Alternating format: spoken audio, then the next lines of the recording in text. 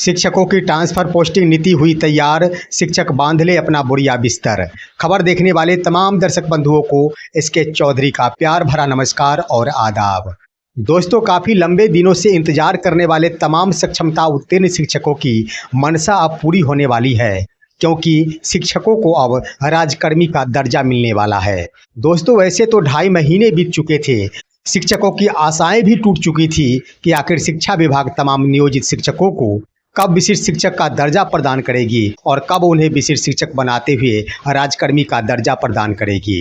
परंतु दोस्तों, चुपके चुपके शिक्षा विभाग ने कुछ ऐसी रणनीति बनाई है जिसके आधार पर यह खबर छन के आ गई है कि शिक्षकों के ट्रांसफर एवं पदस्थापन के बिंदु बनने वाली रणनीति बिल्कुल ही तैयार हो गई है और अब शिक्षकों को राजकर्मी का दर्जा मिलना तय माना जा रहा है। दोस्तों, आखिर क्या कुछ होने वाला है? राजकर्मी का दर्जा मिलने के बाद नियोजित शिक्षकों को विद्यालय पदस्थापन में राहत मिलेगी या फिर नहीं मिलेगी? अगर मिलेगी तो किन्हें मिलेगी? इससे पहले कि इस पर हम विस्तार पूर्वक चर्चा करें, अगर आपने अभी तक हमारे इस चैनल सुसत्य वचन को सब्सक्राइब नहीं किया है तो कृपया अभी सब्सक्राइब कर लेंगे। दोस्तों, आखिरी तौर पर शिक्षा विभाग ने अपनी रणनीति बना ली है, यानी शिक्षकों से संबंधित, मुख्य रूप से सक्षमता पास करने वाले शिक्षकों से संबंधित पदस्थापन एवं बिहार के सभी प्रकार के कोटियों के शिक्षकों के ट्रांसफर एवं पोस्टिंग को लेकर अपनी नीति बना ली है। शिक्षा विभाग की उस पर मुहर लग गई है और साथ ही साथ कमेटी के जो भी सदस्य थे उनकी भी मुहर लग गई है। अब यह खबर ये भी आ रही है कि इसे कैबिनेट में भी भेजने की तैयारी पूरी कर ली गई है और निश्चित रूप से दिनांक 24 सितंबर 2024 को मंगलवार के दिन इस पर कैबिनेट की मुहर भी लग जाएगी। दोस्तों, कैबिनेट की मुहर लग जाएगी, उसके बाद क्या होगा? लेकिन उससे पहले आइए हम जानते हैं कि आखिर चुपके चुपके शिक्षा विभाग द्वारा कमेटी के सदस्यों ने रणनीति क्यों बनाई है। इसके पीछे के रहस्य को देखेंगे तो आपको स्पष्ट होगा कि शिक्षा विभाग अपनी अलग से ही रणनीति बनाना चाह रही थी, ताकि उसमें किसी का भी हस्तक्षेप नहीं हो, किसी की चल नहीं पाए। और चुपके चुपके जो भी रणनीति तैयार की गई है, निश्चित रूप से इसे माना जा सकता है कि वह सरल नहीं होगा बल्कि कठिन ही होगा, क्योंकि अगर थोड़ी भी खबर लीक होती तो निश्चित रूप से उस पर सवाल उठाया जा सकता था और ट्रांसफर एवं पदस्थापन के बिंदु पर राजनेताओं की ओर से शिक्षा विभाग के ऊपर जरूर से जरूर दबाव बनाया जा सकता था। परंतु शिक्षा विभाग चुपके से इसे तैयार कर ली है और अब शिक्षकों को अपना बोरिया बिस्तर समेट लेना होगा। संभावना ये जताई जा रही है कि अक्टूबर महीने में तमाम सक्षमता उत्तीर्ण शिक्षक दूसरे विद्यालय में चले जाएंगे। उसके बाद बारी आएगी नियमित कोटि के शिक्षकों की, उनका भी ट्रांसफ़र होगा। उसके बाद बारी आएगी बीपीएससी शिक्षकों की, उनका भी ट्रांसफ़र होगा। लेकिन दोस्तों, सबसे ज्वलंत मुद्दा है और बेसब्री से इंतजार कर रहे हैं बिहार के तमाम सक्षमता उत्तीर्ण शिक्षक कि उन्हें राजकर्मी का दर्जा कब प्रदान किया जाएगा और साथ ही साथ विशिष्ट शिक्षक कब बनाया जाएगा। दोस्तों, इसके संबंध में सबसे पहले जान लेना जरूरी है कि आखिर चुपके चुपके जो नीति बनाई गई है वो कठोर क्यों है। शिक्षकों के लिए क्या वह लाभप्रद है या फिर नुकसानदायक है? दोस्तों, हम बता दें कि जो खबर छन के आ रही है और जो माननीय शिक्षा मंत्री की ओर से बार बार बयानें दी जाती थी कि जो भी शिक्षक असाध्य रोग से पीड़ित है, जो भी शिक्षक दिव्यांग है, जो भी शिक्षक पति पत्नी दोनों ही शिक्षक हैं, सिर्फ व सिर्फ मुख्य रूप से इन्हीं 3 कोटियों के शिक्षकों को राहत प्रदान की जा रही है। और रही बात, आप सभी के मन में ये बातें उठ रही होगी कि महिला शिक्षिकाओं की भी बात की गई थी। दोस्तों, हम बता देना चाहते हैं कि महिला शिक्षकों को भी राहत प्रदान किया जाएगा, लेकिन इसे राहत नहीं कहा जा सकता है। महिला शिक्षिकाओं को सिर्फ व सिर्फ आंशिक राहत प्रदान की जाएगी। दोस्तों, जो खबर आ रही है उसके अनुसार पहले जो नीति का निर्धारण किया गया था कि तमाम विद्यालयों को 5 वर्गों में विभक्त किया गया है, उन सारे को समाप्त कर दिया गया है। अब 5 वर्गों में विभाजित नहीं होंगे। यहाँ तक कि जो खबर आई है कि तमाम कोटि के शिक्षक जो पुरुष शिक्षक हैं, उन सभी के सभी को अनुमंडल से बाहर का विद्यालय आवंटित किया जाएगा। और रही बात महिला शिक्षिकाओं की, तो उन तमाम कोटियों की महिला शिक्षिकाओं को अनुमंडल के अंदर ही किसी भी प्रखंड के विद्यालय आवंटित किए जा सकते हैं।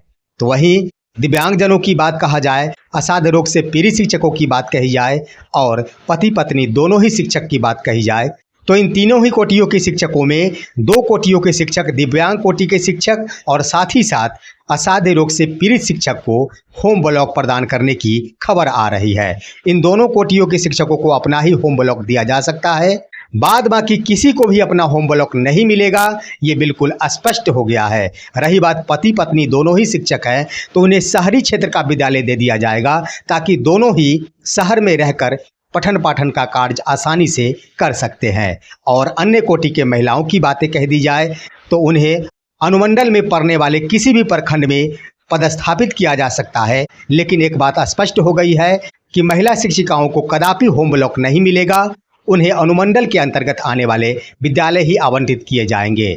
रही बात पुरुष शिक्षकों की, तो तमाम पुरुष शिक्षक निश्चित रूप से अपना बोरिया बिस्तर समेट कर तैयार कर लेंगे। दोस्तों, हमारी बातों को अन्यथा नहीं लेंगे, क्योंकि जो खबर आ रही है अन्य चैनलों के माध्यम से भी आप यही खबर सुने होंगे कि पुरुष शिक्षकों को अनुमंडल से बाहर भेजा जा रहा है, उन्हें अनुमंडल में नहीं रखा जा रहा है।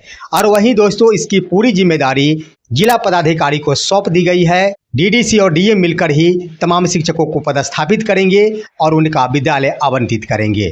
अब रेंडमाइजेशन के माध्यम से शिक्षकों का पदस्थापन नहीं होगा, जिला स्तर पर ही शिक्षकों का विद्यालय आवंटित किए जाएंगे। ये स्वाभाविक है दोस्तों, क्योंकि तमाम शिक्षकों का जिला पहले से ही आवंटित कर दिया गया है। जब पहले से ही आवंटित कर दिया गया है तो रेंडमाइजेशन का मतलब ही हो जाता है कि विद्यालय पदस्थापन में 38 बार रेंडमाइजेशन करना पड़ेगा, क्योंकि 38 जिलों के शिक्षकों के नाम अलग अलग होंगे।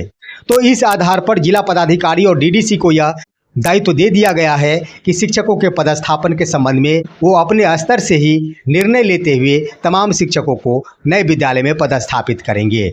और वो भी जो गाइडलाइन जारी किए जाएंगे, जो भी नीति का निर्धारण किया गया है, उसे कैबिनेट की मोहर लगते ही सार्वजनिक कर दिया जाएगा और उसी के आधार पर जिला पदाधिकारी और डीडीसी द्वारा शिक्षकों का विद्यालय आवंटित किया जाएगा। अब दोस्तों, आइए हम बात ही करते हैं कि क्या सिर्फ व सिर्फ सक्षमता उत्तीर्ण शिक्षक जिन्होंने काउंसलिंग की प्रक्रिया पूरी कर ली है उन्हीं का पदस्थापन होगा, या फिर 37,000 ऐसे शिक्षक हैं जिनकी काउंसलिंग की प्रक्रिया अभी पूरी नहीं हो पाई है, क्या उनके लिए भी मौके दिए जाएंगे और उनका भी पदस्थापन होगा? दोस्तों, एक बात मैं स्पष्ट कर देना चाहता हूं कि अभी वर्तमान में सबसे पहले नियोजित शिक्षकों का ही पदस्थापन हो रहा है और पदस्थापन एक चरणों में नहीं होंगे, पदस्थापन कई चरणों से गुजरेंगे। ऐसी बात नहीं है कि एक जिले के सभी कोटियों के शिक्षकों को एक साथ ही नए विद्यालय में पदस्थापित कर दिया जाए। पहली बार में एक जिले के कुछ शिक्षकों का ही पदस्थापन किया जाएगा, फिर दूसरी बार में, फिर तीसरी बार में, फिर चौथी बार में, फिर 5वीं बार में, यानी इस तरह से लगभग 4 से 5 बार में शिक्षकों का पदस्थापन होगा। और इसी क्रम में जिनमें जो खबर आ रही है कि सबसे पहले दिव्यांग शिक्षकों और साथ ही साथ असाध्य रोग से पीड़ित शिक्षकों को मौका प्रदान किया जाएगा। और रही बात वैसे शिक्षक जिनकी काउंसलिंग नहीं हो पाई है, जो डाउटफुल हो गए हैं, या फिर जिनका OTP नहीं गिर पाया है, या फिर किसी भी कारण से उनका डाउटफुल हो गया है, तो उन शिक्षकों को भी मौका प्रदान किया जाएगा। एक तरफ पदस्थापन का कार्य चलता रहेगा तो दूसरी तरफ शिक्षकों के काउंसलिंग का भी शेड्यूल जारी किया जाएगा और अधिकतम 3 से 4 दिनों का ही मौका दिया जाएगा कि इन 4 दिनों के अंदर ही डाउटफुल वाले शिक्षकों का काउंसलिंग करा लिया जाए और काउंसलिंग के उपरांत उनका भी पदस्थापन कर दिया जाए। वहीं दोस्तों, एक बातें मैं अपनी विश्लेषण के आधार पर बता देना चाहता हूं कि दिव्यांग शिक्षक, असाध्य रोग से पीड़ित शिक्षक और पति पत्नी दोनों ही शिक्षक, इन तीनों ही कोटियों के शिक्षकों के लिए विभाग द्वारा आवेदन लेना अनिवार्य माना जाएगा। जब तक इन तीनों ही कोटियों के शिक्षकों की ओर से कोई आवेदन नहीं दिया जा सकता है, तब तक विभाग यह नहीं समझ पाएगी कि आखिर किन किन शिक्षकों को राहत प्रदान करने की बात है। तो इसके लिए निश्चित रूप से 15 दिनों का समय लिया जा सकता है। अब आप कहेंगे कि 15 दिनों का समय सिर्फ आवेदन लेने में दिए जाएंगे, तो आखिर शिक्षकों का पदस्थापन कब होगा? दोस्तों, हम कह दें कि कैबिनेट की मोहर लगते ही शिक्षकों के पदस्थापन की प्रक्रिया बहुत ही तीव्र गति से चलेगी। पहले वाली बात नहीं कि यह धीमी धीमी चलेगी, क्योंकि सरकार की ओर से यह लक्ष्य निर्धारित कर दिया गया है कि अक्टूबर महीने में हर हाल में शिक्षकों का पदस्थापन कर ही दिया जाए। और रही बात अन्य सभी कोटियों के शिक्षकों की, तो दिसंबर महीने तक सभी कोटियों के शिक्षकों का पदस्थापन एवं स्थानांतरण हो जाएंगे, इसमें कहीं से कोई दो राय नहीं है। एक भी शिक्षक जो अभी वर्तमान विद्यालय में कार्यरत हैं, दिसंबर महीने यानी 3 महीनों के अंदर एक भी शिक्षकों का अपना विद्यालय वो विद्यालय नहीं रह जाएगा। तमाम कोटियों के शिक्षकों को हर हाल में उस विद्यालय से दूर यानी अन्यत्र विद्यालय में जाना ही होगा। सरकार इसी पॉलिसी पर काम कर रही है, जिसमें पहले चरण में अक्टूबर महीने में नियोजित शिक्षकों का पदस्थापन होगा, नवंबर महीने में मूल कोटि के शिक्षकों का पदस्थापन होगा और दिसंबर महीने में बीपीएससी शिक्षकों का पदस्थापन होगा। इस तरह से 2024 में ही तमाम कोटियों के शिक्षकों का पदस्थापन एवं स्थानांतरण हो जाएगा।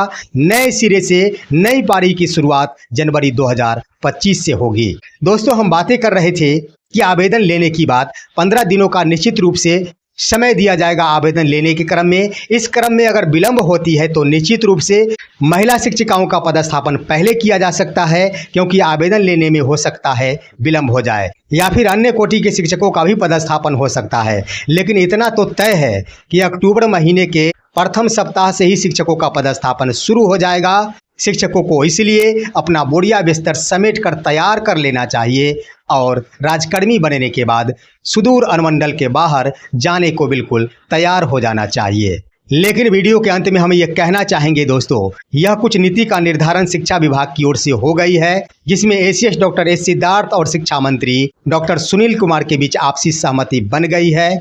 इस आधार पर यह कहा जा रहा है कि अब शिक्षकों का पदस्थापन तय माना जा रहा है, इसे कोई नहीं रोक सकता। लेकिन अंतःगत्वा एक बिंदु सामने आती है कि माननीय मुख्यमंत्री इसमें किसी भी प्रकार का अड़चन नहीं लगावे, उनकी ओर से कोई रुकावट नहीं डाला जाए, तो इसे 100% माना जा सकता है। अगर माननीय मुख्यमंत्री की ओर से सिर्फ 24 घंटे से भी कम बचे हैं, इस बीच में कोई अड़चन लगा दी जाती है, उनकी ओर से कोई सुझाव प्रस्तुत कर दिया जाता है, निश्चित रूप से इस पर विराम लग सकता है। लेकिन एक विश्लेषण ये भी कहता है कि माननीय शिक्षा मंत्री की सहमति बन गई है, तो संभावना है कि माननीय मुख्यमंत्री की सहमति भी माना जा सकता है। फिलहाल आज की खबर बस इतना ही। आप सभी हमारे इस वीडियो को लाइक करते हुए तमाम दोस्तों के पास शेयर करेंगे और अब दीजिए अपने ही दोस्त एसके चौधरी को इजाज़त। जय हिंद, जय भारत।